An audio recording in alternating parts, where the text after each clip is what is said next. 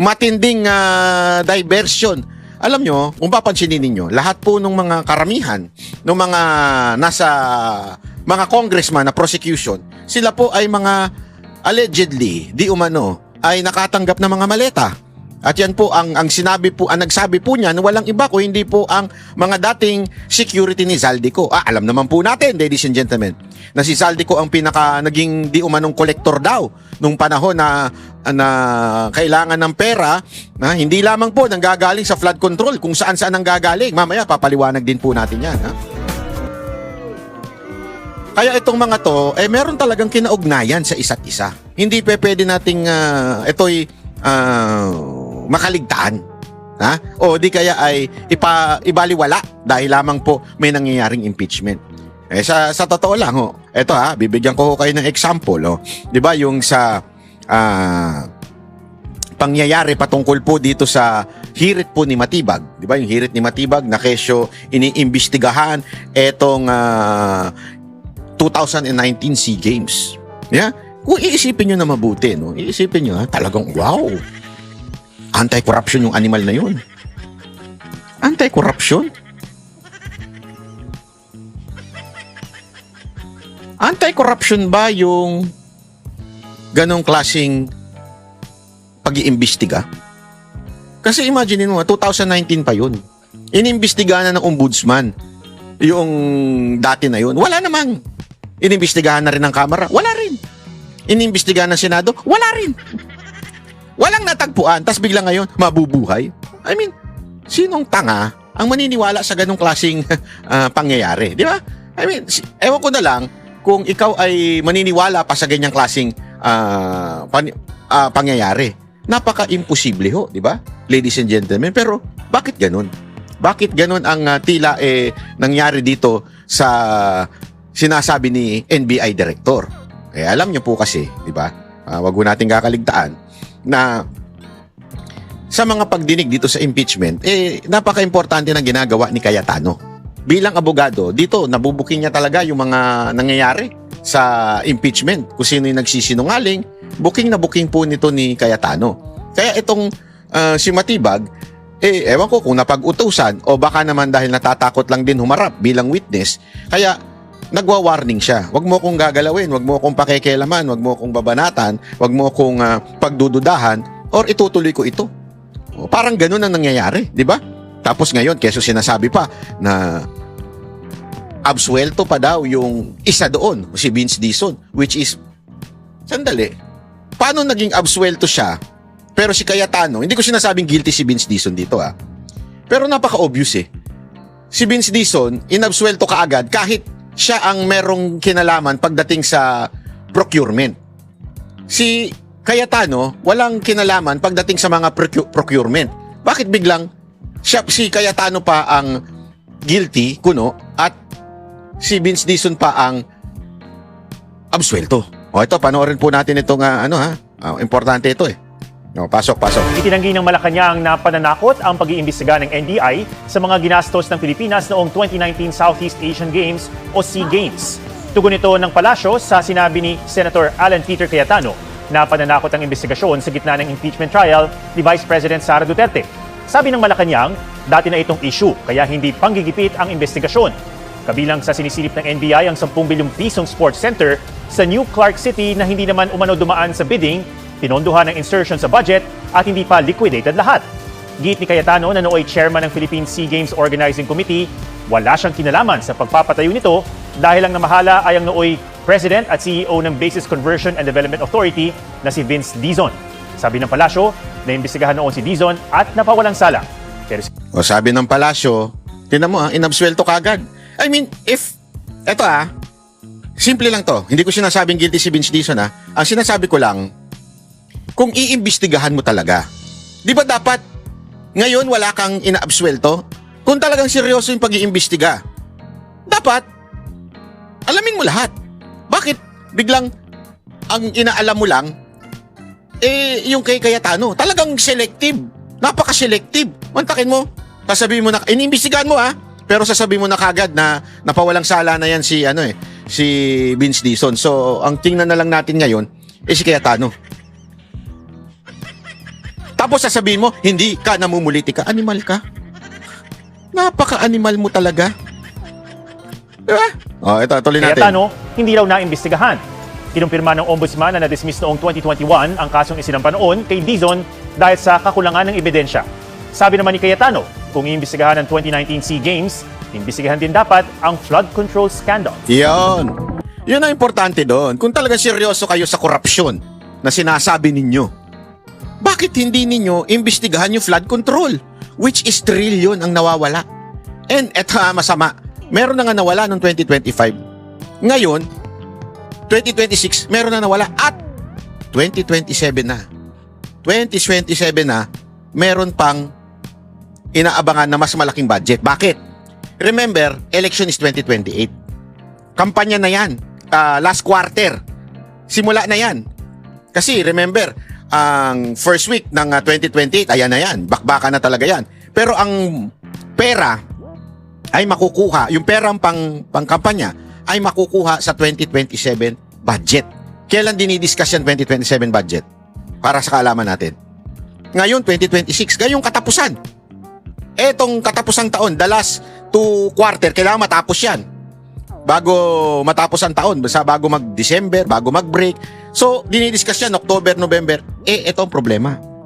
Yung impeachment ay aabot hanggang doon sa budget deliberation. So, sa tingin ko talaga, etong impeachment ay isang napakalaking diversion upang makalusot ang budget for campaign on 2027 na tatalakayin dapat ngayong last 2 quarters. Tandaan niyo kasi August. Pagkatapos ng August, mabilis na yan. August, September. Yan na yan. August, September, October. Mabilis na po yan. Pa-December na. December, wala na. Holiday ang nangutak ng mga tao dyan. Kahit yung mga politiko natin, nakaprepare na yun sa mga bakasyon nila. So, imagine niyo yan, ha? Imagine niyo, etong impeachment, aabot pa to hanggang December. So, palalakihin nila ng palalakihin yung issue sa impeachment, guguluhin nila, katulad ng panggugulo ni Director Matibag. Guguluhin nila yan para madistract talaga at hindi natin mapansin yung pagnanakaw na gagawin na naman nila, yung mga insertion na gagawin na naman nila sa 2027 budget na kung saan nandoon kailangan sila magnakaw ng malaki para makapagkampanya sa 2028. Ang tanong, sino ang nangangailangan ng limpak-limpak na salapi? Sige nga, tanongin ko kayo. Sino ang nangangailangan ng limpak-limpak na salapi? Ang kampo ba ng mga Duterte? Hindi. Ang taas ng rating ni VP Sara Duterte. Ang talagang nangangailangan ng matinding-matinding salapi, walang iba kung hindi yung mga tuta ni Marcos, yung mga sunod-sunuran kay Marcos, na mga congressman. Sino ito mga ito? Ito yung mga involved sa impeachment, mga prosecution team. Kita nyo na yung picture? Dito makikita mo talaga, kaya naman pala salsal na salsal sila at kakuntsaba nila dyan yung mga pokpok na bayarang media. Yung mga page 3 media ang kasangkot dyan. Kasi sila yung nagsasalsal ng kwento. Sila yung nagpapalaki ng kwento. Sila yung talagang, yung imaginein mo sunod-sunod yung mga balita.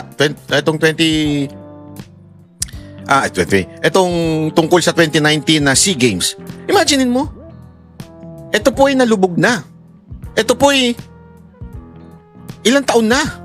Daig nyo pa yung mga ex nyo na hindi makapag-move on sa inyo. Taon na nakalipas dyan.